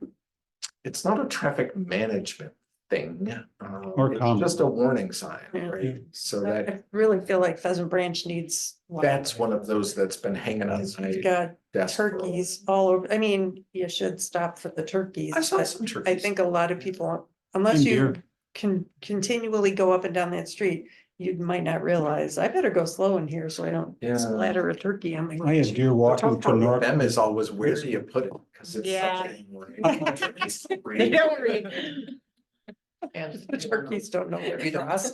Cause we get that with cranes when they're Yeah. wandering around the city. And, oh, you should warn people about the cranes and I. Yeah, thought, if you don't, they'll just. But the turkeys on Pheasant Ranch are a regular. Let me out to see here. Oh, I definitely. mean, concerned about deer. Yes, cranes hang out by High Road for no good reason, but you're Oh, no, right, they the become sort of resident. Yeah. Yeah, they lurk. Why they cross there? They like to cross, right? They cross all over. I had deer jump over the guardrail in front of my car. But because of the turkeys, I go very Maybe slow. the turkeys could scare the deer off. All right, next item on the agenda, Century Avenue resurfacing and road. Yeah, this again probably would have benefited from an email instead of a committee agenda item, but I will report to the committee that Dane County is looking into a joint project with the city to resurface Century Avenue from Parmenter Street all the way out to West Point in 2026. And that Mark Opitz, on a city planner, has been looking into putting together a budget request for 2025 to do a road diet study of Century Avenue from Parmenter Street to Donna Drive and maybe all the way to Branch Street. So we've talked with county staff just a little bit about that. They're open to looking at a study, which is good news. And that's separate from what's any road replanning at the Century Avenue. At Century and Allen, I mean, The bridge, you That's mean the, separate.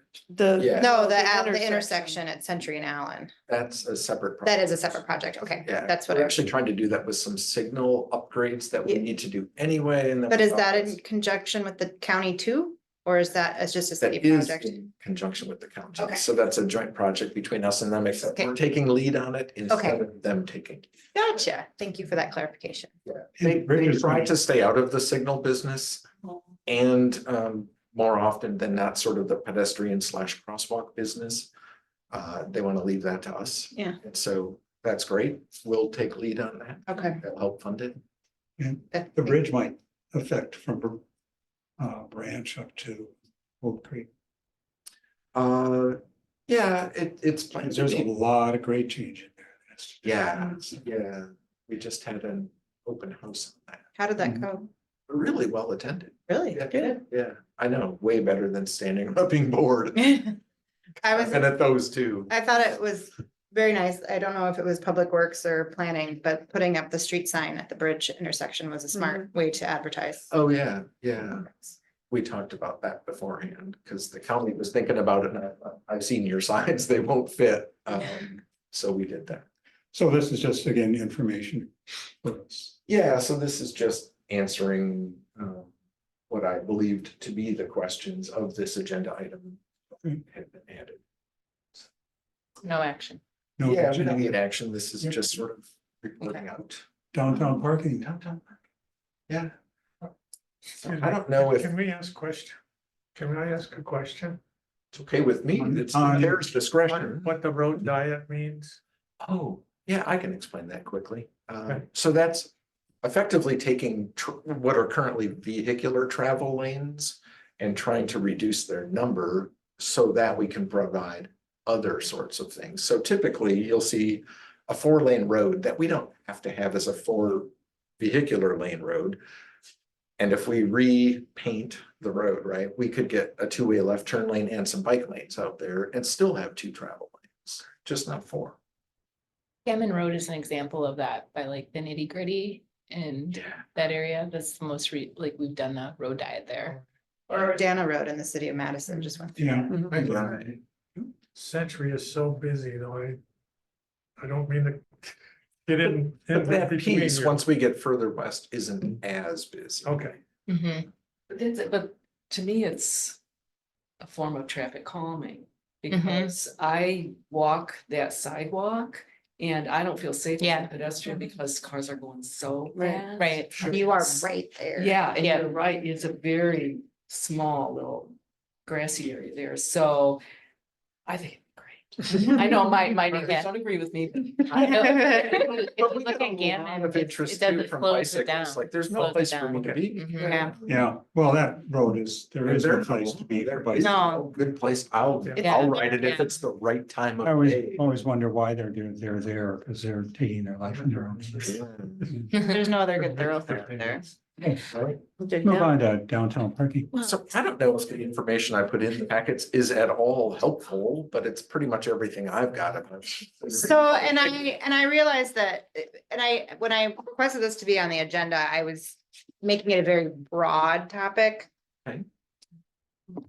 The input that I am getting is that there's not enough handicap parking around the senior center. There's 2 spots right by the front door of the senior center, and there's 1 handicap sort of by the back door area. But there's nothing on the street. Everything else is across the street in the, Parking lot. across, yeah, there's, This building. right. But they're further away from the front door, and so. Thank you. Fine. There was hope that maybe, and in fact, I was down there today and counting, like, how many spots could we get there? And I've had this conversation with many people within City Hall, and not many, a few. The concern was what counts as a handicap parking spot. And because if you're actually going for a full ADA, a compliant parking spot, you need to have spots on the side.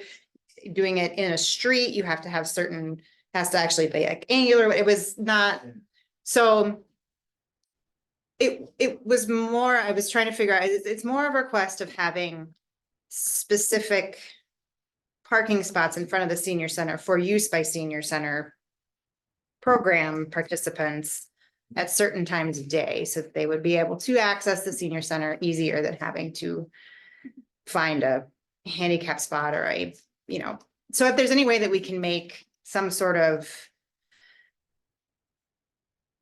Because that's what I don't know is I don't know as far as from policy wise, if we can call them handicap spots without making them fully ADA compliant, if they can just be like. Reserved for the senior center. Right. They have senior parking at Metcalf's. Yeah. How does that work with is it because it's a private business? You can Yeah. say this is designated for this business, Yeah. yeah, I see But those signs anybody all over the can place. designate whatever they want. They're all courtesy spots unless they're enforceable. Well, and that's the question is, do we make them enforceable? Do we not? Do we,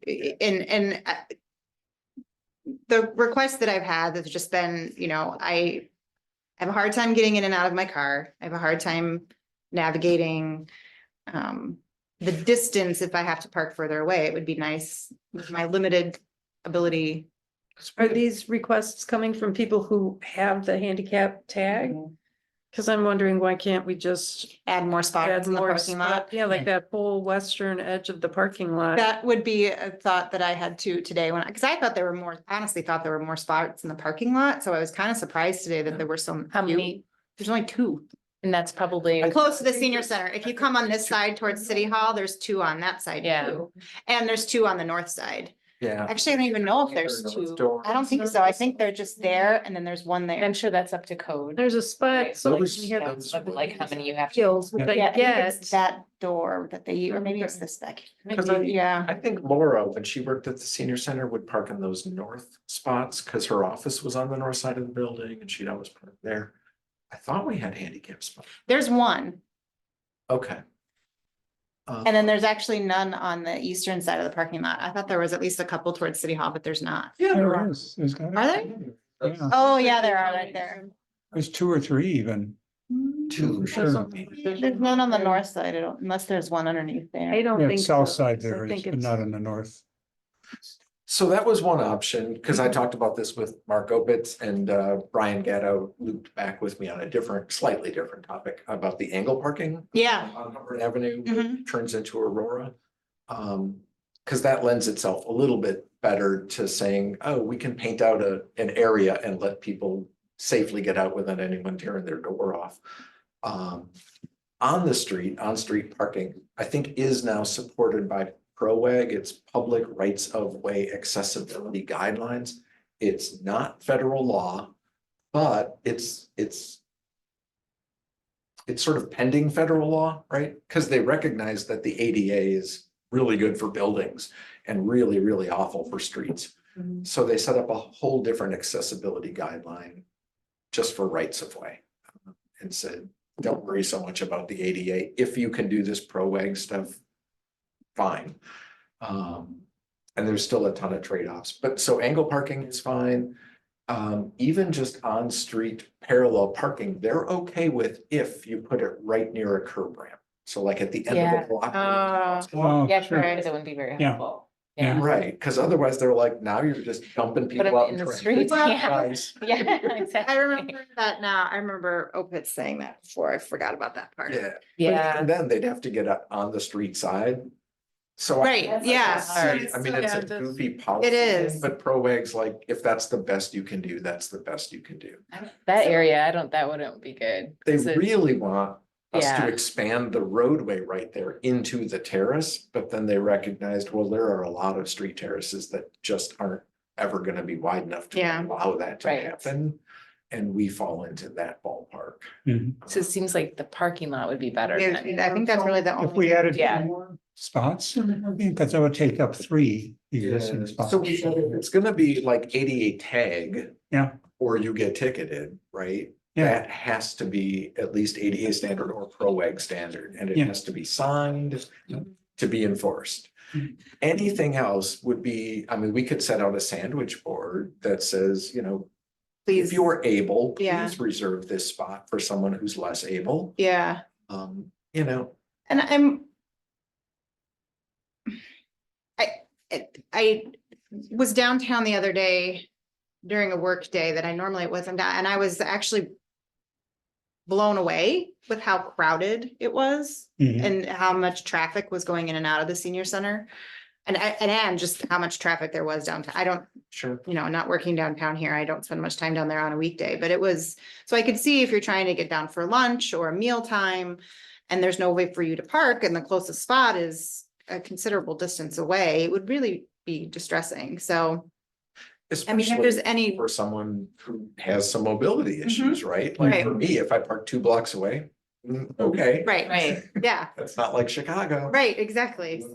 Yeah, so, yeah, I mean, I guess sandwich boards, this kind of goes back to though.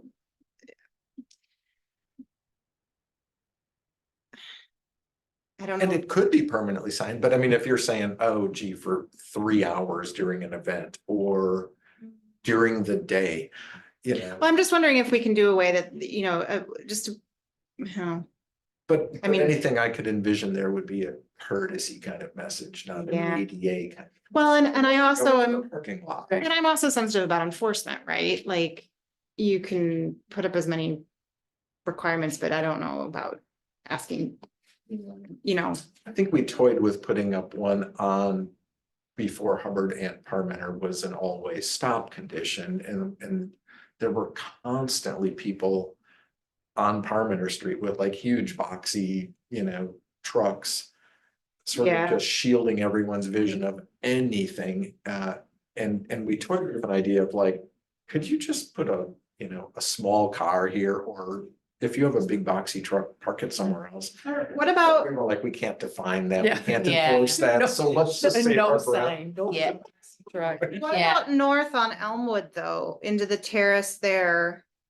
Cause there's a curb one, could we do some on Elmwood? Elmwood. Wait, where? Just north of the senior center, there's almost like a little garden space. You could almost actually tear it. You could probably get 3 parking spots there if you you'd go into the sidewalk a little bit, or like you'd. Are we throwing them into the street though then? Cause you do them angled. There's like a little parking spot. This is the senior center. You're like right here. So this is the parking lot.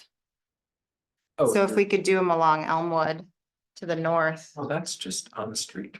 Perfect. but if you were to cut in, so Oh, there's Elmwood, that probably would have to reroute the side. yeah. But just a little bit to go around. Yeah. And then you could make it ADA, you could make that sidewalk ADA accessible. Could you do a ramp up? I don't, We could, because it would be zero distance. You'd be jumping up 6 inches straight. But then we'd be better off just striping the parking lot, wouldn't we? Yeah, I was just gonna say, wouldn't we want to Yeah. put them in the parking lot instead? Yeah, I would think if you took that entire western edge, right by all that parking except for the Meals on Meals on Wheels, yeah, if you turn that into handicap parking, I think that would. I think the senior center director was a little concerned that not all of their people have Yeah. handicap tags, they just have mobility issues. Right. I feel like it's maybe just the courtesy signs are maybe best. Just put up like senior parking. Yeah. With hours on. that, Yeah, yeah. I mean, I don't know, I feel like for me, those are, I thought those were all enforceable. I didn't know that it was like courtesy. No, you don't, nothing's enforceable for being old. It's hard to define. I mean, there's no tag that says like, True, "Oh, I'm true. old," or my knee doesn't work right. Right, or like I have a mobility issue that, yeah. Do we need to refer this to the Commission on Aging to get their input? Probably, I mean, if they have some preference, I think we could find a way to support that. But if we're gonna talk about it as being accessible parking, it has to be accessible parking. Right, Anything else, I'm fine putting up signs that say, hey, if you can, leave this for someone else. Can you explain to me how the planning department works in on that? Like why, because when the first time I started talking about it, I got sent to Opitz. So I'm just, I think mostly I'm it sorry. came from Mark. Mark walks around the city just looking for stuff like, hey, we could make this better. Which is. so he came to you about, okay, because I started talking to him about this about a year ago. Yeah, And then he was the one that said, I think he's been on it for a For a while now. We never come to resolution of here's what we should do. okay, You know, and so, you know, Brian Gatto mentioned about the angle parking, and so that's on my list of, boy, how do we look into the right opportunity to make that happen? But I think it's doable. okay. This senior center issue has been a little bit tougher because we never got sort of clear preference for, do we want accessible parking or do we want courtesy parking? Well, and then there was some, I mean, they still had a tenant, and so they had the business side, they had to worry about Yeah. providing parking for the tenant that was there, and so now that Edward Jones is in it, the senior center, and he isn't in the building. Right. You know, there's some things that have changed, I think, since the conversations have started, so I think maybe we're. I don't Do we need, know. like, would it be helpful to have some data of like, how often are the handicap spaces filled? Like, would that be something that we could try to collect? Because then if they're filled, then we're like, well, it's some other parking issue, right? Like, then Right. it's more of like, we just need to have like Someplace close. simply, yeah, or if they are always filled, then that's probably, we need more handicap Yeah, parking. Right. And Yeah, I don't know it's- how do you monitor that? Just have somebody- Those busy times. where Yeah. It's like, oh, it's lunch or it's dinner. Right, Yeah. Mhm. right. yeah, I think partly, you know, well, especially us locals that are like, oh, this is how suburbia works. I gotta park as close to the door as I can. I don't know why, we just do. Yeah. I guess I'm just trying to understand like how big of an issue is it? Or Well, is it- and I think the fact that everybody's been talking about it for a really long time. Suggests that it keeps coming up in Yeah. conversation. People complain about it. Do people make do? Yeah, because you make do. What else? I mean, you're still, so, Yeah, but the thing is, So I think. when the resurfacing of Elmwood came up. People were like, oh, can we address it now? Because we're talking about it's sort of similar to the traffic calming. Mhm. It's like, oh, if we're gonna be resurfacing or looking at this road, let's talk about mhm. what branches off of that road and the issues that come in the neighborhood with that road. And so. You know, I don't want people to keep saying like, oh, well, it's a problem, but we're just gonna keep kicking the can down the surface.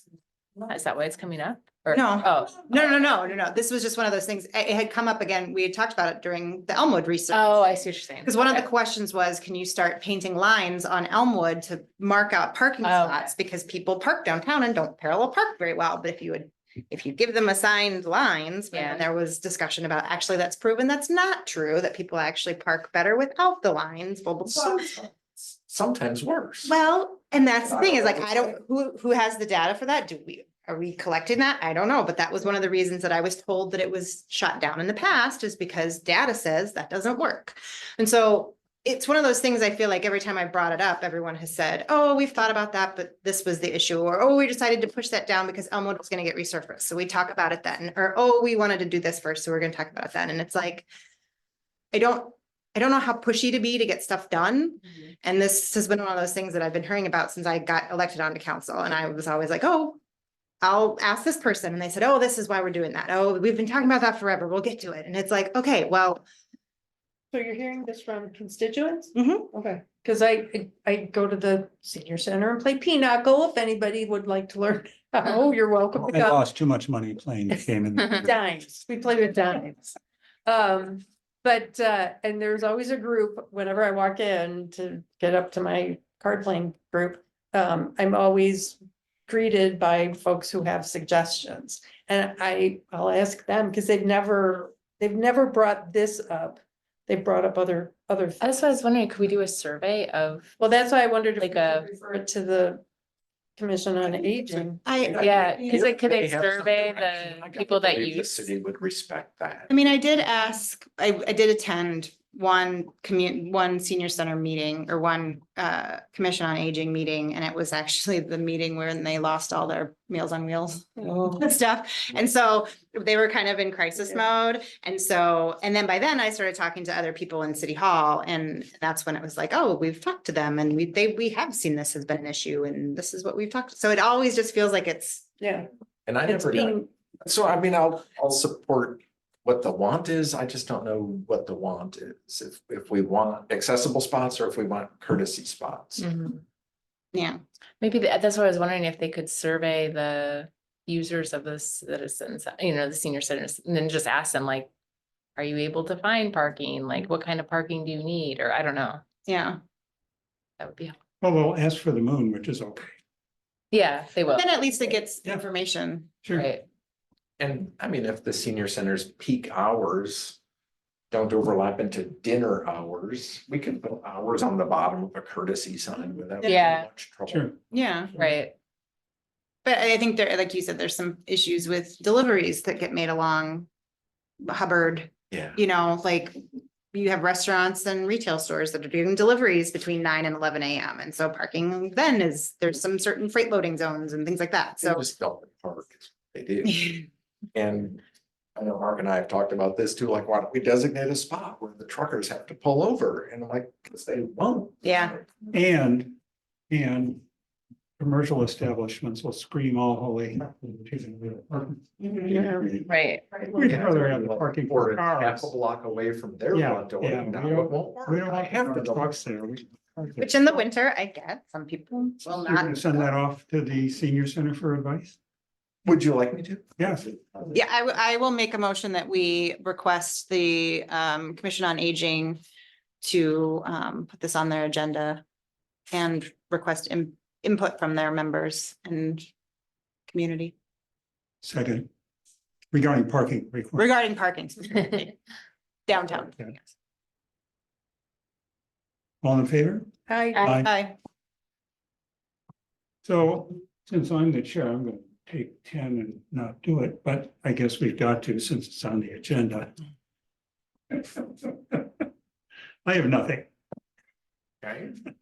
I just have the road salt and de-icing, which I already shared. Mhm. And I guess that might include sidewalk salt too. Do we have a We don't policy have a for? policy on that. I think we probably should consider that too. When it's slippery, they throw on the snow. Or at least something like you gotta sweep it up. I've heard of ordinances. Well, Madison has an ordinance like that. I have no idea. But we how shouldn't they talk about it. Right, like, Don't, let's not talk about it. Yeah. Yeah, It's all- Okay, road salt. Yeah, the worst sidewalk that- salt. And sidewalk this is- salt. I know. This is the worst thing for me. Um, I have nothing. I have nothing. meetings adjourned. Great. Gee, it only took us 2 hours. I know, that was a Yeah. long one. Did you, and we haven't had a chance to touch base since the last meeting. Yeah. what's that? We cut her off. Because we ended up talking about that. Recorded. proposal. Oh, yeah, Yeah. yeah, yeah. I, So we were just gonna, because the discussion, I don't know if you got a chance to